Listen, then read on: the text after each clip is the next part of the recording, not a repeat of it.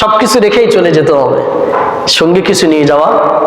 কেউ কি নিয়ে গেছে? বাপ গেল, মা গেল, পিতা দাদা দাদি গেল, ফুফা গেল, নানা নানি গেল, অনেকেই চলে গেল, পূর্বপুরুষ চলে গেল।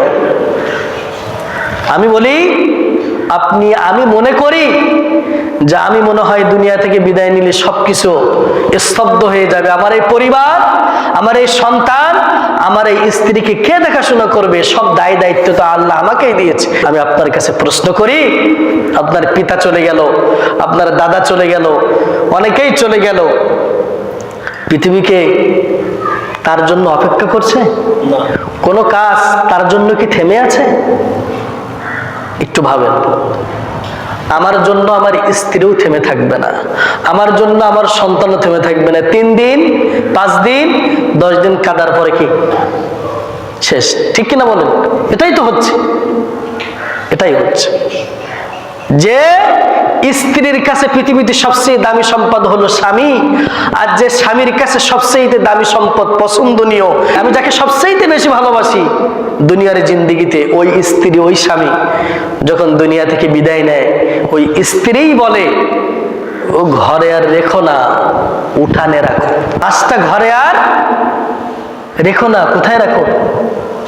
ঘরে রাখে। ওই স্ত্রীকে আমার লাশটা আর ঘরে রাখবে? ওই স্ত্রী আপনাকে বের করে দেবে। যাও, লাশটাকে উঠানে রাখো। লাশ, ওটা লাশ হয়ে গেল। সবকিছু দুই চোখে আমি দেখছি, কিন্তু শিক্ষা নেই না, ফিরে আসি না রবের দিকে। দুনিয়ায় বিপদে বললে কেউ না কেউ পাশে আসে, মৃত্যুর পরে কেউ পাশে আসে না, কেউ দোয়াও করে না হয়তোবা। আমি কতবার আমার বাবা মার জন্য দোয়া করি, আমি কতবার আমার দাদা দাদির জন্য দোয়া করি, আমি কতবার আমার পূর্বপুরুষদের জন্য দোয়া করি বলেন। আমি বলছিলাম যে আপনার দাদা তাদের নামও আপনার মনে নেই। আপনিও একদিন মরে যাব, আমিও একদিন মরে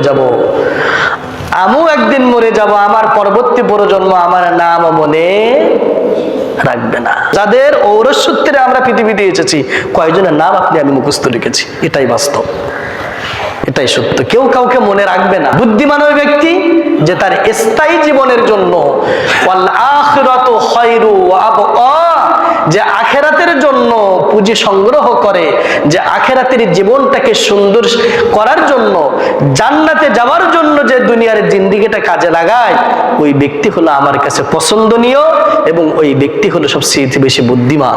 আল্লাহ পাক আমাদের সকলকে এই পরকালীন জীবন, স্থায়ী জীবনের জন্য পুঁজি সংগ্রহ করা তৌফিক দান করুক। সকলে বলে আল্লাহুম্মা আমিন।